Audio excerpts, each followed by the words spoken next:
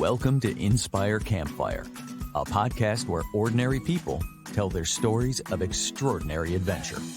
These are campfire stories meant to inspire the rest of us to light the fire within, get outside, follow our dreams, and return to tell our own stories.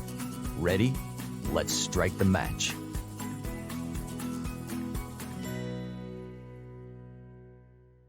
Welcome to the show. I'm your host, Scott Wurzbacher, and today we're going to experience both the highs and the lows of adventure with a returning guest to the show. Adam Herzog from Asheville, North Carolina is back with us today.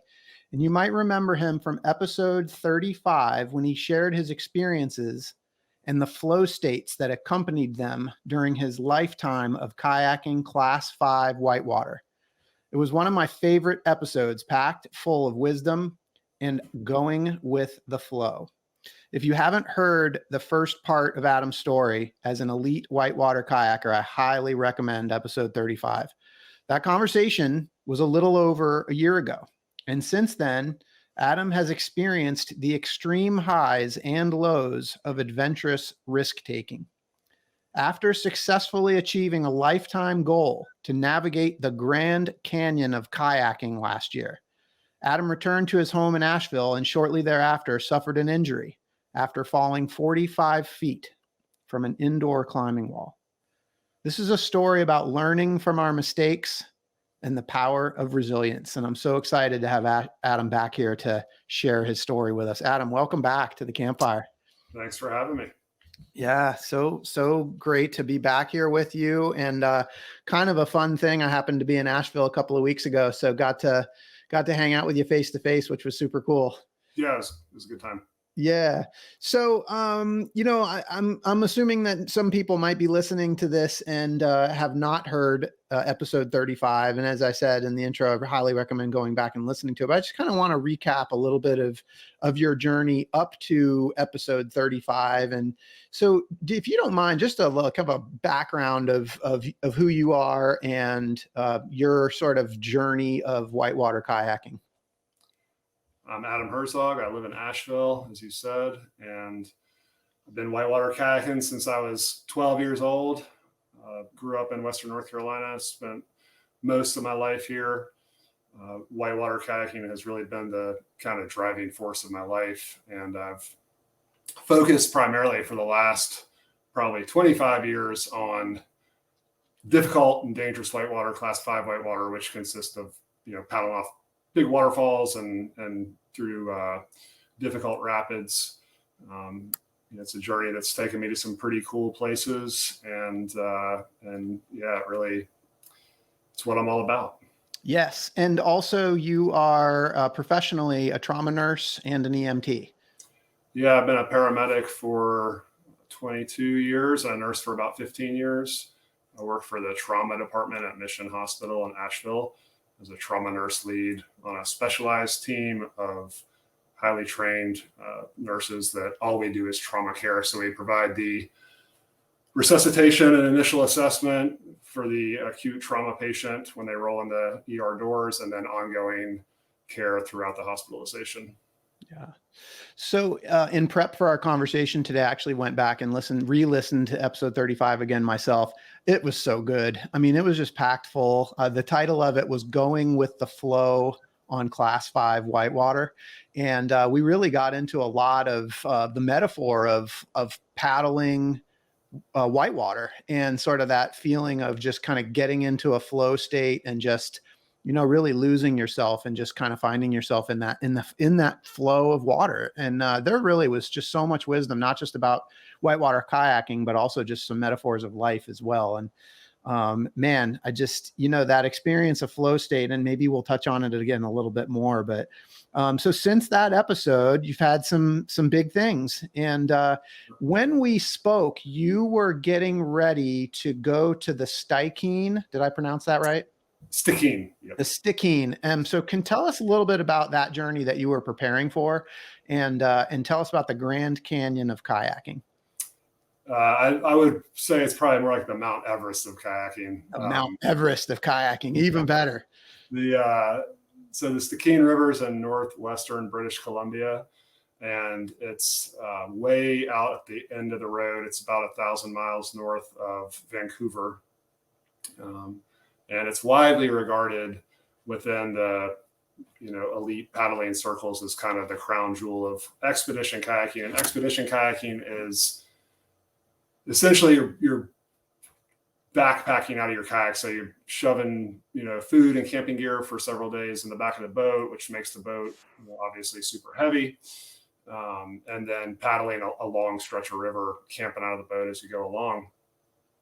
And the Stikine is, there's a 6-class scale for whitewater. Class 1 is just moving water, and class 6 is the upper limit or beyond the upper limit of navigability. And the Stikine is class 5 and 5+ whitewater for about 60 miles. It's in a 1,000-foot deep slot canyon. So the walls in many places drop straight down to the river. So there's a lot of spots where it's difficult or impossible to get out of the boat. So once you commit to it, the only way out is downstream.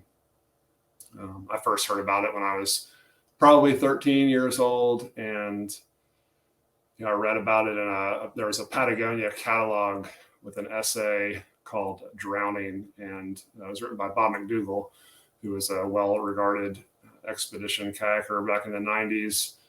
And he was ripped out of his boat in the first rapid and had to free solo up like a 300-foot, vertical wall, crumbling cliff. He survived.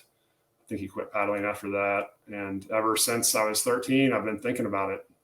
Yeah. So what's that like this was a lifelong goal for you that you've been training for. And again, like, to go back to episode 35, like, so much of that episode was about how you really developed the fundamentals, and how, like, you grew in your skill level to a place to where, like, class 5 was just, like, naturally within your comfort zone, something that's just, like, so unbelievable to other people, but your ability to just get into class 5 and just do it. But what was that like to be able to accomplish that lifetime goal of the Stikine? I mean, it was overwhelming. When we got to the takeout, I was certainly choking back tears. It had just been such a long time coming. And so I spent, really 5 years preparing for it.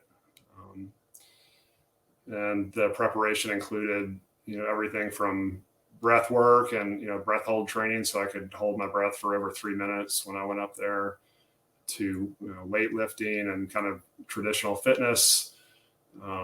Obviously tons of kayaking. I was paddling, a couple hundred days a year, as much as I could on class 5. So it was kind of a multi-year project to really pull it off. And I, planned the trip several times. It's kind of like mountaineering in that you need the conditions to line up, and the conditions mean, the correct water level, the right crew. You got to have the time to do it. And there's a lot of variability in those conditions. So I probably planned the trip fairly extensively 3 times before we finally pulled the trigger and went up there in 2022. August. Yeah. Yeah. And so I just want to repeat, because this is kind of blow your mind, like class 5 whitewater for 60 miles. Yep. It's big water. So it's about 10 to 15,000 cubic feet per second, which just means, you're standing at one point and X number of cubic feet pass by you in a given second. Just for like your Charlotte listeners, for something in comparison, I think the Whitewater Center probably has, less than 1,000 cubic feet per second in both channels combined. So that kind of gives you some perspective. And then the canyon walls are really tight and narrow. So the water gets kind of squeezed in between these canyon walls and has almost like a fire hose effect. So the velocity of the whitewater is quite intense. It kicks up, 10 to 15 foot waves and giant holes. And yeah, it's rowdy. Yeah. Yeah. I mean, man, how long did it take to complete the entire 60 miles? We were in BC for 2 weeks. I went there with a good friend. We needed a crew to link up with, and we were able to do that early in our trip. So we paddled in southern British Columbia and interior British Columbia for, 8 or 9 days, kind of getting used to the type of whitewater, the environment, and the group. And then six of us went up to the Stikine, and we paddled it over just 2 days. But we had a couple guys who had done it before, which made it go a little quicker for sure. Yeah. So 60 miles over 2 days through class. Yeah. I mean, that had to have just been an intense 2 days. It was an intense couple of days. Yeah. Yeah. So, I mean, this to me, it feels like a stupid question. It's probably not to you, but like class 5 Whitewater, 60, I mean, at some point you had to get out, right? To camp, like you're overnight there. Like, yeah, there's some spots, a couple places where the riverbed opens up and the canyon walls recede briefly. So there's traditionally two camp spots in the gorge. There's not much flat ground, but there's two kind of established spots. People go up there almost every year. It sees a few runs, and we did, traditionally it was done in 3 days, and then progression of the sport just kind of, it's more realistic to do it in 2 days now than it was 30 years ago. Yeah. So when I was with you in Asheville, you showed me a picture of you in the Stikine, and it's epic. We'll put the picture up in the show notes for listeners to see here. First of all, congratulations. I mean, this is a lifetime goal. You've really been training for it your whole life. And I feel like in episode 35, you made a statement that you exist to paddle whitewater. And it's been your lifetime goal and passion. And so, to have a culmination of being able to do this 60-mile journey in class 5 on the Stikine, it's pretty amazing. But the title of today's podcast is The Highs and the Lows. And so since we spoke to you a year ago, you've had a couple of big things, the Stikine being a major lifetime high. But then when you got back, something on the low side happened. Can you tell us what happened? Yeah, on December 14th, 22, I was climbing at the gym on an auto belay device. And if anyone's not familiar, auto belay is just a machine that allows you to climb without a belayer. So you have a rope that's tethered from the ceiling to the floor, clip it to your climbing harness, you climb up the wall, you let go, and you're just gently lowered to the ground. And hard to believe, but I had just like basically the brain fart from hell and didn't clip in at all without realizing it, and stepped over the rope and climbed up about 45 feet and let go. And I fell, to the ground. Yeah. Man. I remember speaking to you, I think in January, like not too long after it had happened. And yeah, I mean, first of all, this happy to be on this call with you talking right now. Sure. Yeah, I feel very fortunate to be alive. Yeah. So can you talk about some of the injuries that you suffered? Because pretty miraculous that we are sitting here talking right now. Oh yeah. Yeah. I had about 15 broken bones total. I fractured my skull, broke my back in a bunch of places.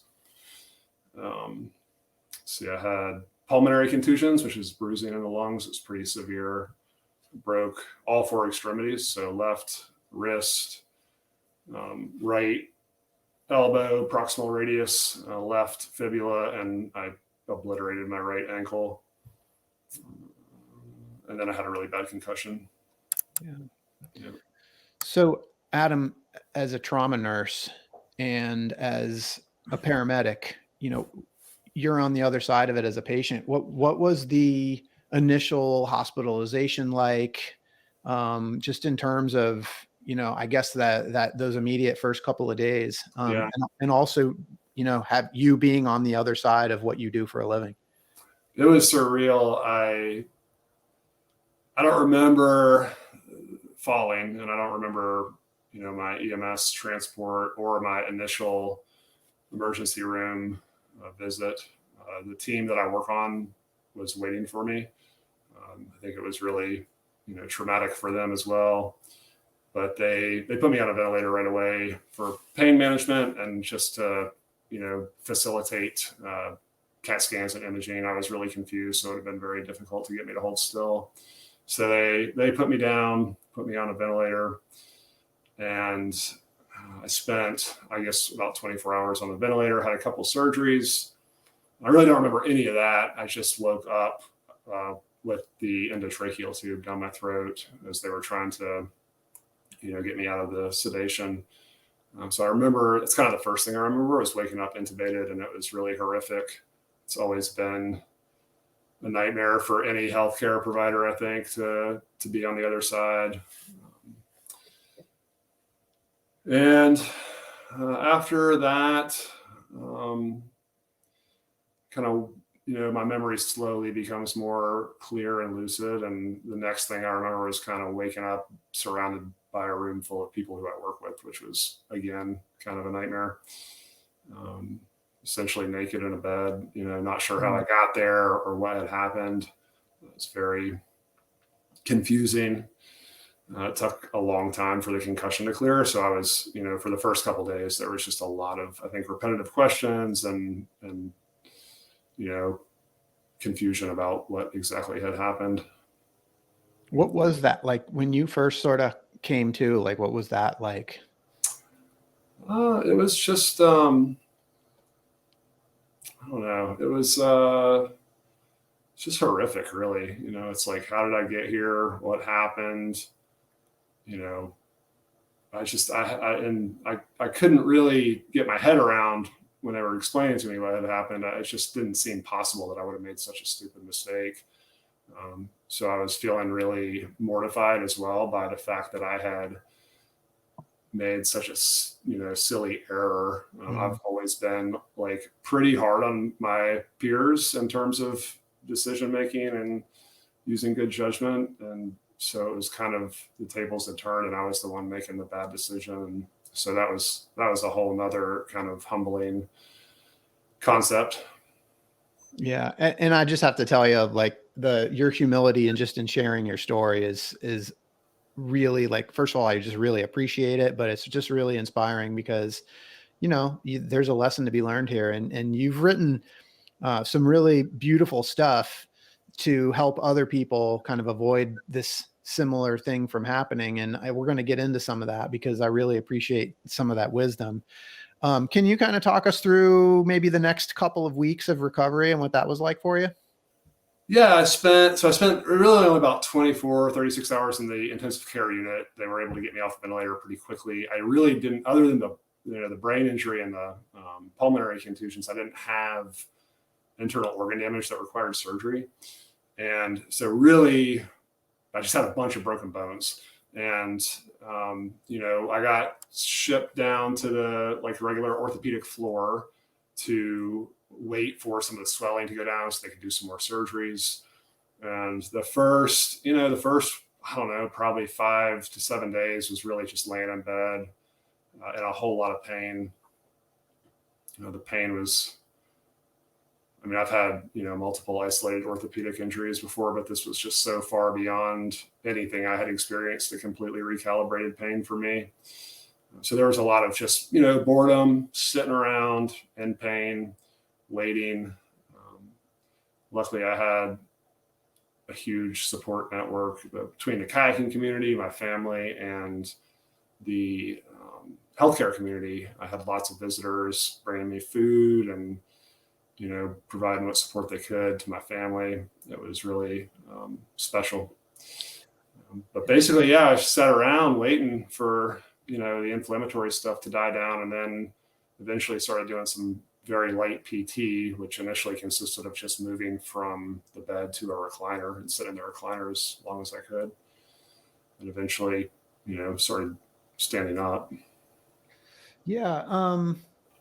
I'm curious, like in those first couple of weeks, like what you were being told in terms of like what recovery was going to look like. Yeah, well, the first thing I was told was that I was going to go sit in a nursing home for 3 months because typically PT and OT can't, if you've got 4 non-weight bearing extremities, there's not a whole lot they can do with you. Mm-hmm. So they can do some range of motion stuff, but if you can't bear weight, you can't really do PT. You can't do real PT. And so the general plan or prognosis would be go to a nursing home for 3 months and lay in bed and wait for the bones to heal. And then when the bones heal, go to a inpatient physical therapy hospital and start doing PT inpatient for anywhere from, a couple weeks to a couple months. So I was looking at anywhere from 4 to 6 months of not being home.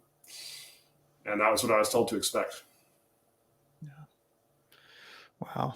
I'm also curious. I don't know if you've ever heard, and I don't know if I'm going to get them right, but the 5 stages of loss or the 5 stages of grief, where you go through, like, I think it's denial. I may get the order wrong, but denial, anger, bargaining, disappointment, and acceptance. Mm-hmm. I think I might have got those out of order, but I know I think you got it right. Denial comes first. I'm curious, like, if you have found yourself going through those phases.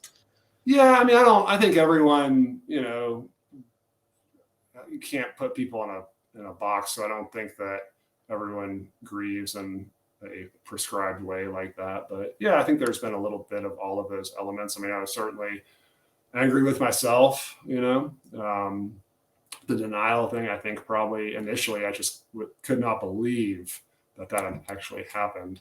So there's probably some of that. Being, when I came home, I was in my basement for, I don't know, 6 weeks. I couldn't go upstairs. I was in a wheelchair. So yeah, that was pretty depressing. Yeah. So I've experienced a little bit of all those things, I guess. Yeah. Man, it's hard, but Adam is a fighter. And, one thing that I thought was really interesting, you and I were chatting in Asheville, and you shared with me, because, obviously you were training for the Stikine your whole life, but you really were dialed in for 5 years. You talked about doing breath work training. You talked about, like, this fitness, like this level of fitness. When this accident happened, you were in really good shape. I was. Yeah. And one of the things that we talked about was how your condition at the time, and I guess maybe you hadn't thought about it for a little while, but really, impacted your ability to sustain this injury and survive.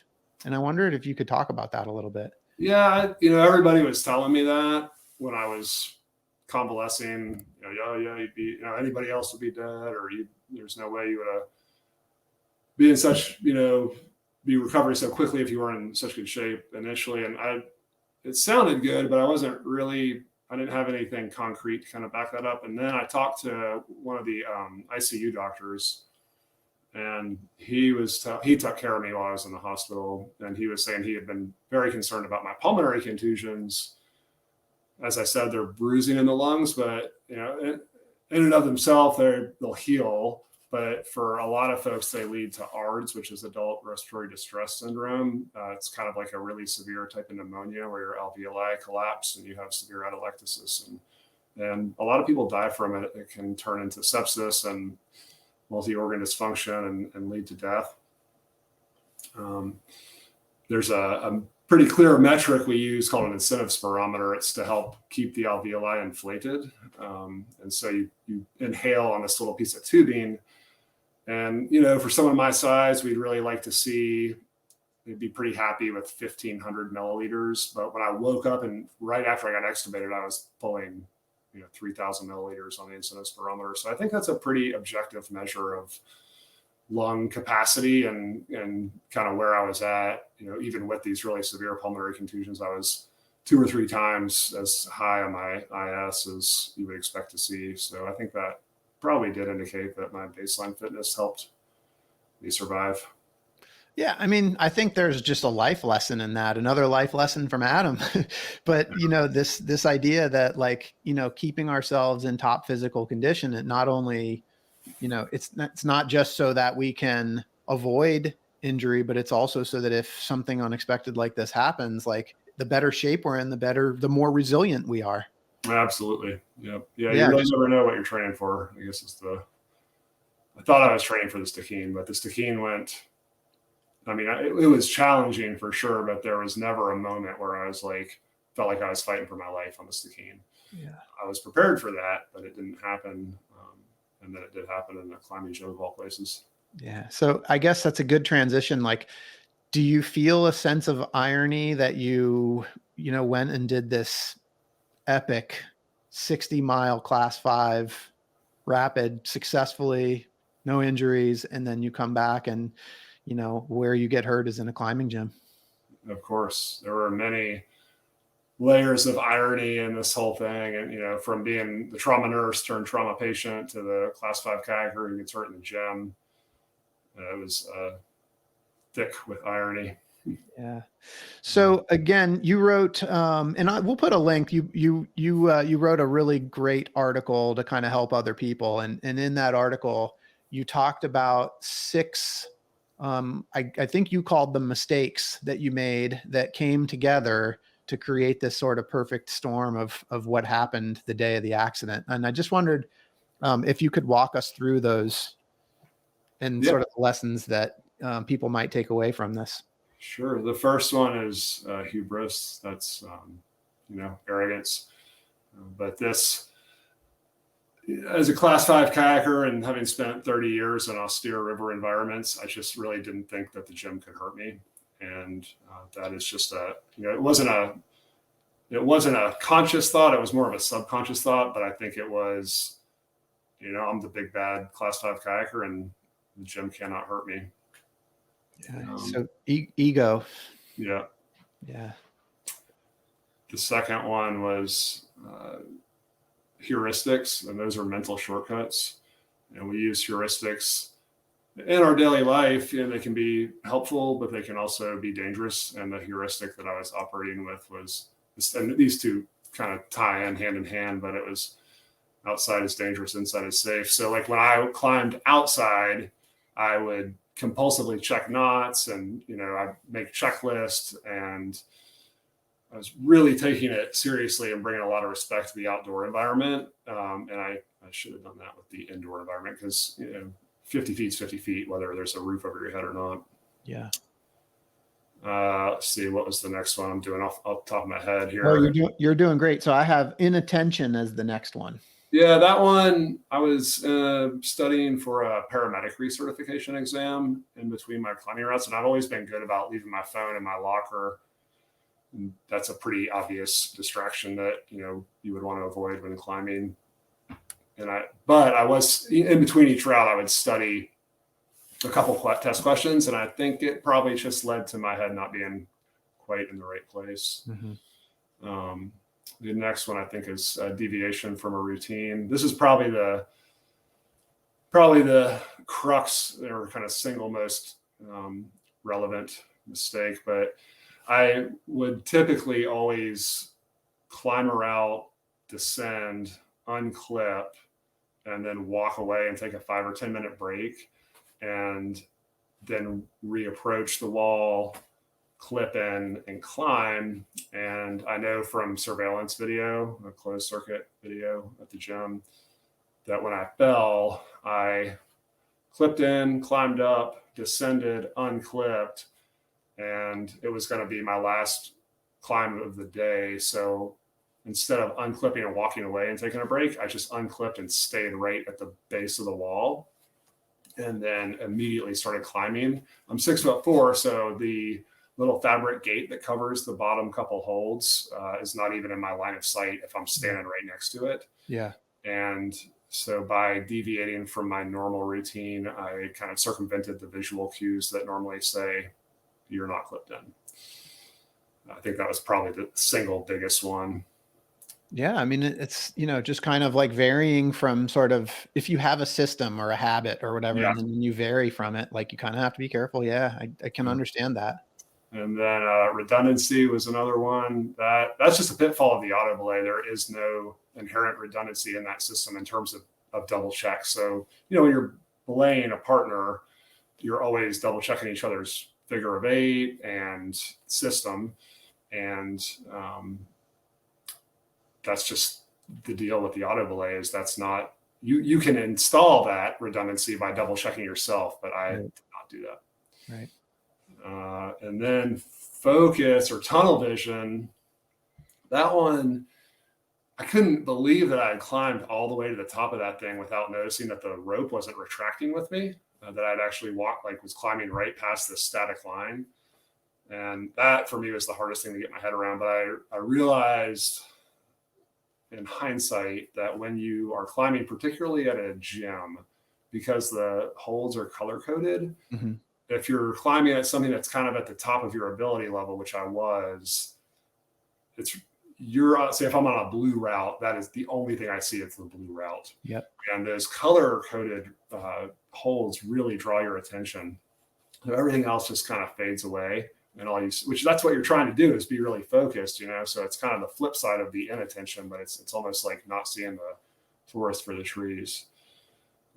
And then is there one more?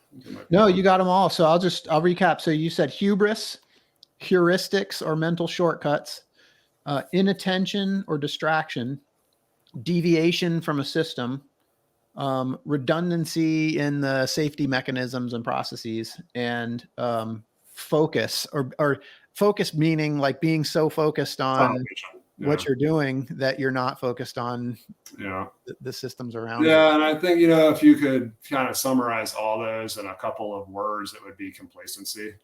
And, like when I first started going to the gym, I was new to it and I was pretty paranoid about the auto belay. And so I would actually climb up like 2 holds every time I climbed. I would go up a couple holds and then jump off and make sure that my system was working. But you do that, a couple hundred times, and eventually you become kind of jaded to the risk.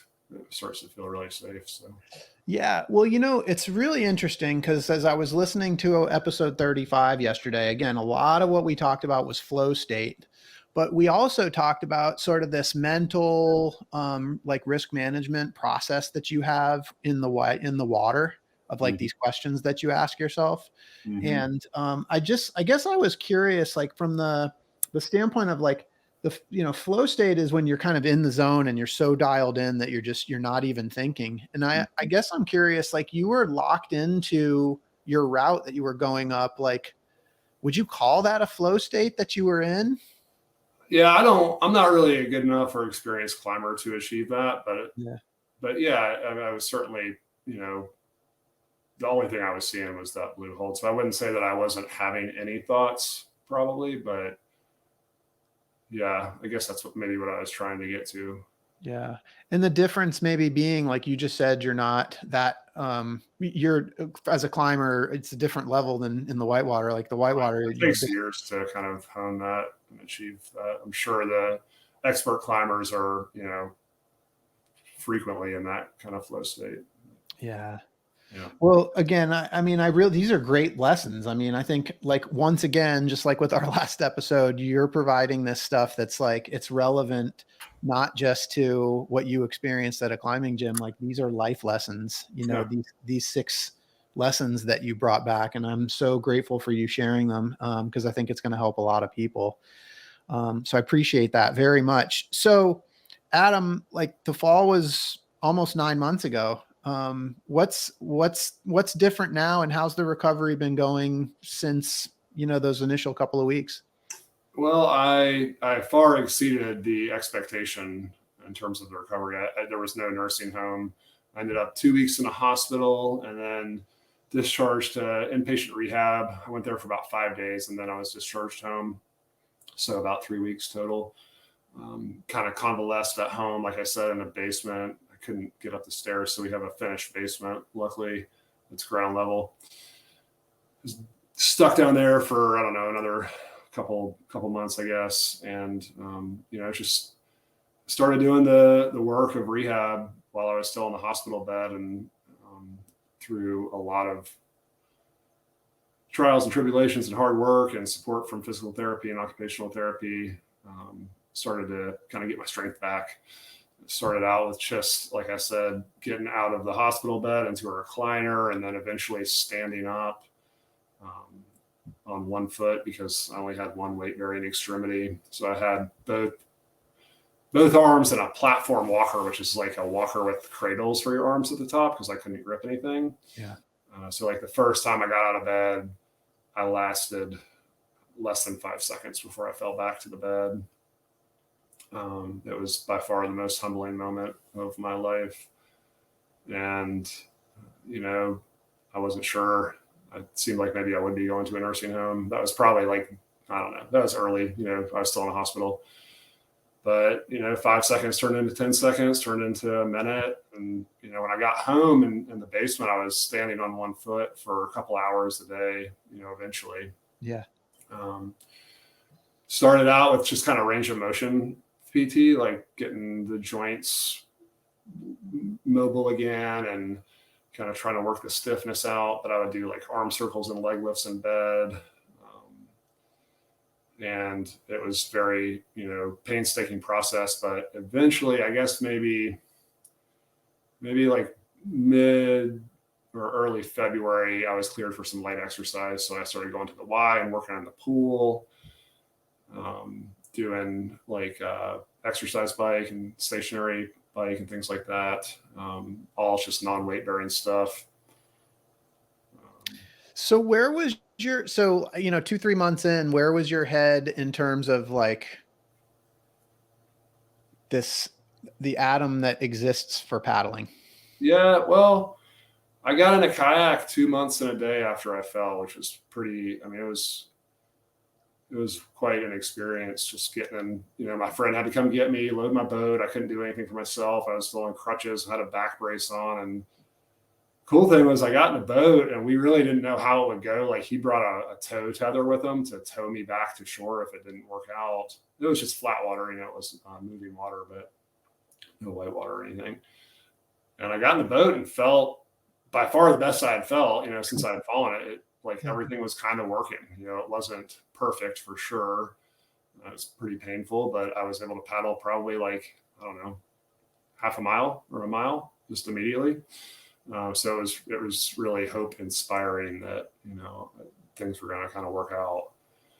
Yeah, absolutely. So 2 months and a day, you show up in crutches and a back brace and you're in a kayak paddling. Like, did you ever think that you would be doing that after falling 45 feet from a climbing? No, it was pretty unclear. It just, there was certainly the thought that paddling might be over forever. But yeah, it's just, I don't know. Not so. Not the case. Not so. So I think you said 4 months after the accident, you entered a race. Was that right? Was it 4 months?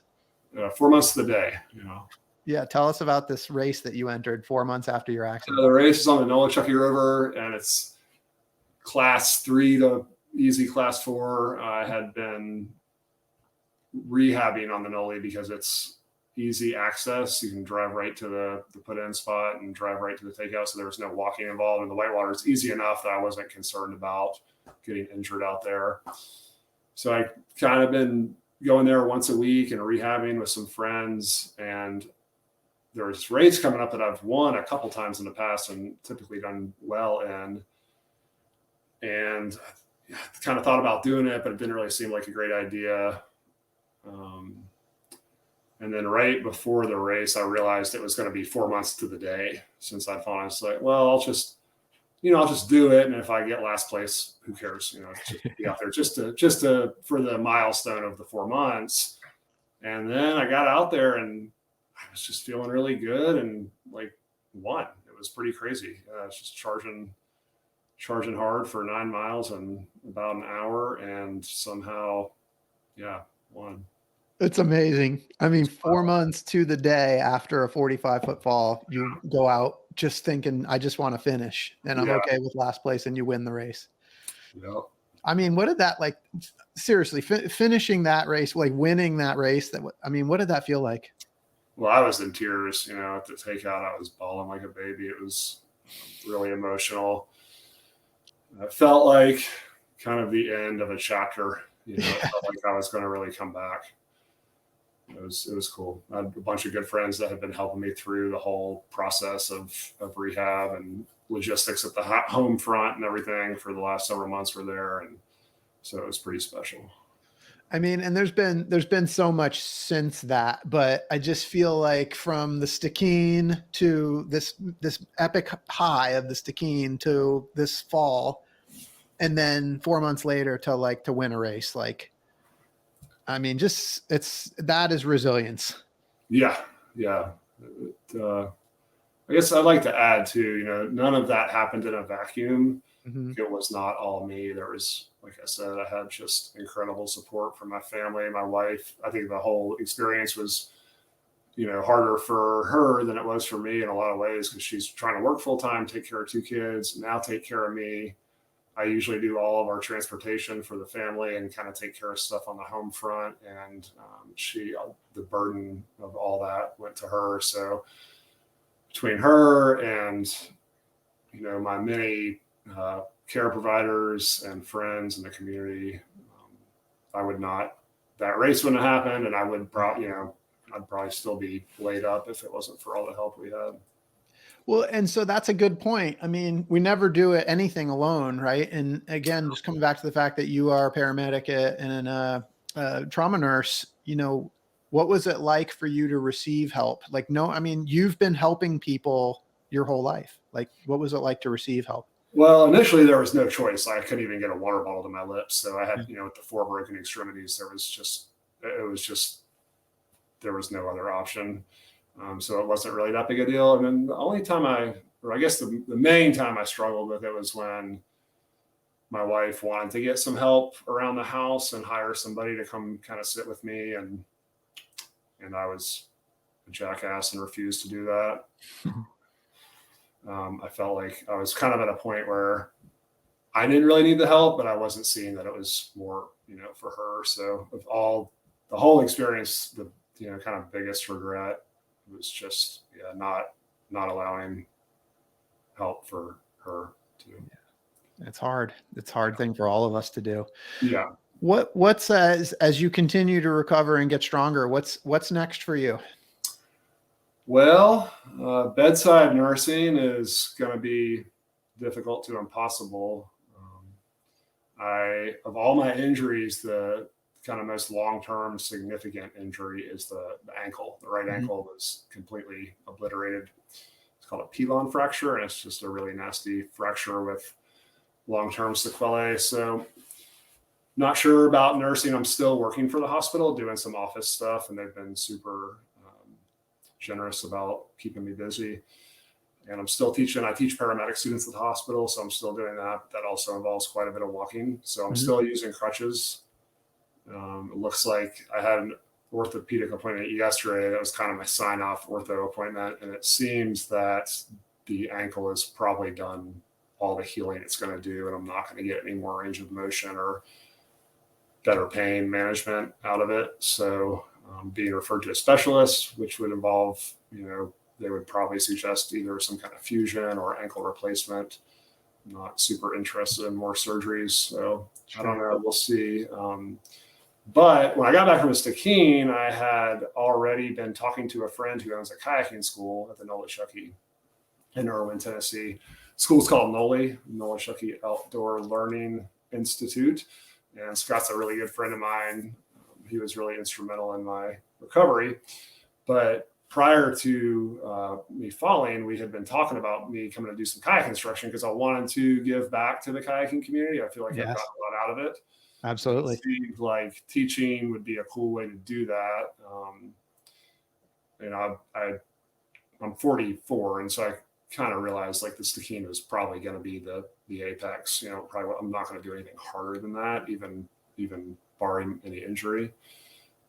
So that was the plan, was to start doing some kayak teaching in 2023, kind of part-time. And then when I fell, it just looked like that was going to be impossible. So we kind of put it on the back burner.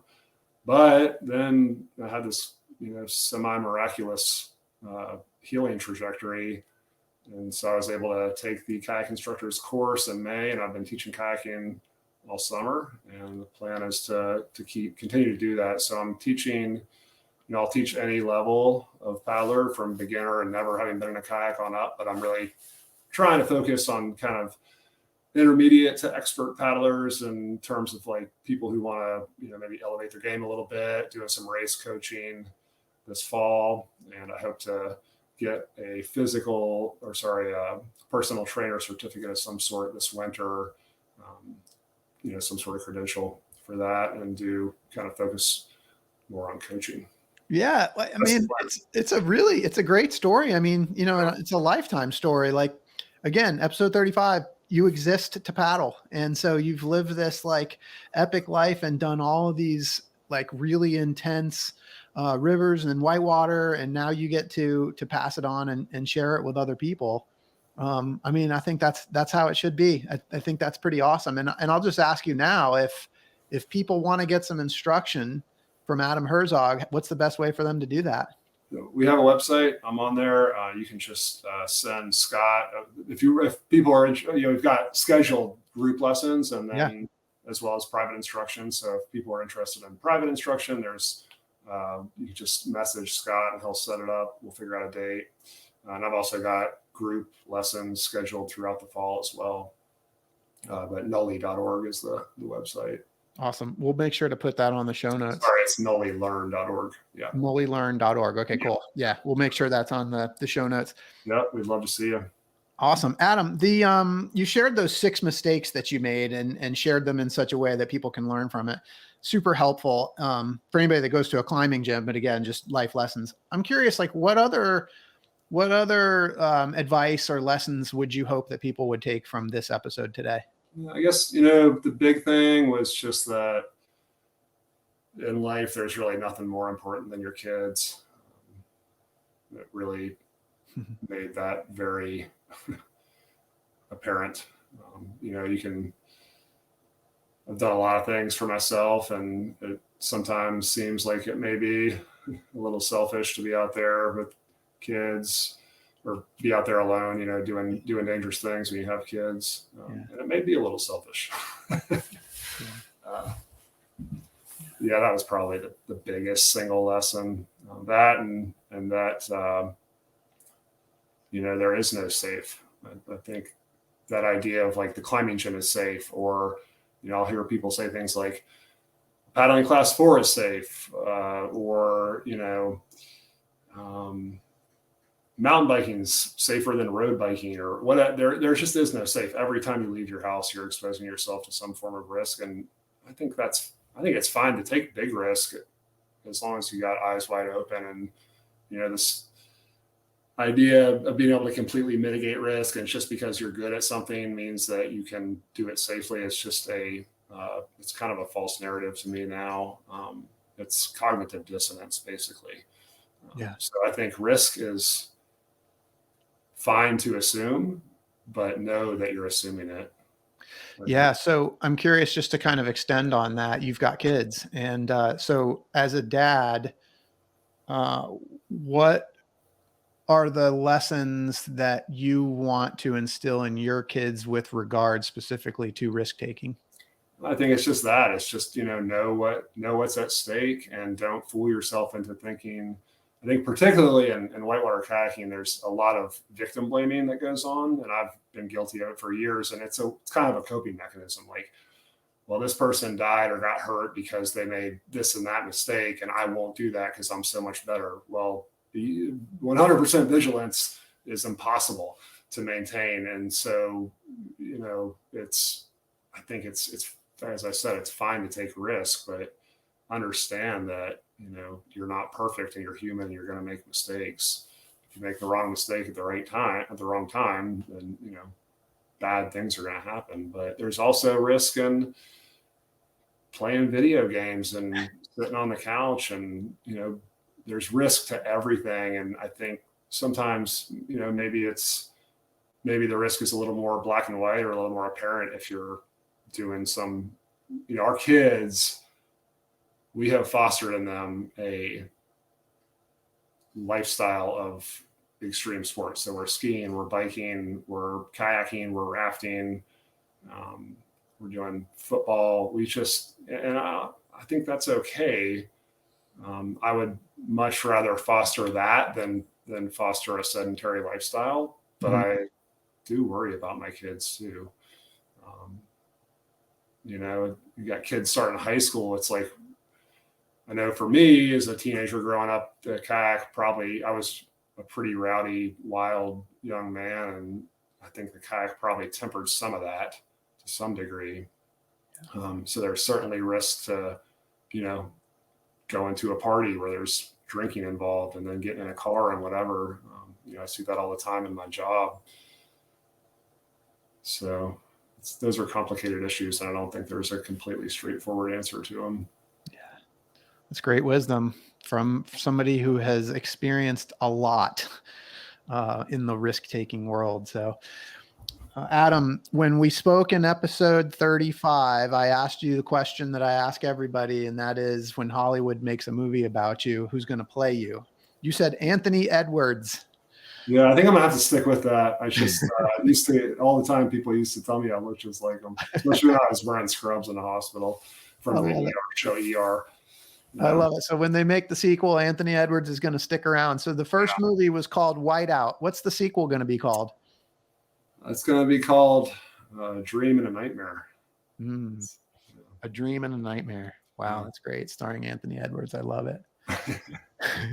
Well, I appreciate it so much. We have got, we'll make sure to share the kayaking school show notes. If people want to get in touch with you, is that the best way to get a hold of you? Yeah, and I've also got a Facebook and Instagram account as well. I sent you the links for those, so you can send me a message through either of those apps. But I have good availability this fall if anyone's looking for kayak lessons. Hit me up. That's awesome. Well, I really appreciate your time today. I appreciate your humility and you sharing the wisdom of this experience. I know it's been devastating for you, but man, you are a resilient person. Well, thank you. It's incredibly inspiring. And for those listening, I hope you've been inspired today as much as I have. I hope Adam's story has encouraged you to listen to the voice inside that calls you to adventure, because we want to hear your story next. If you have a story to tell or just need a nudge to create one, please send me an email. We'd also appreciate it if you'd help us spread the word by leaving a review and sharing or tagging Inspire Campfire in your social media. And until next time, I want to encourage you to get outside. Thanks for listening, Adam. Thank you so much for being here. Thank you.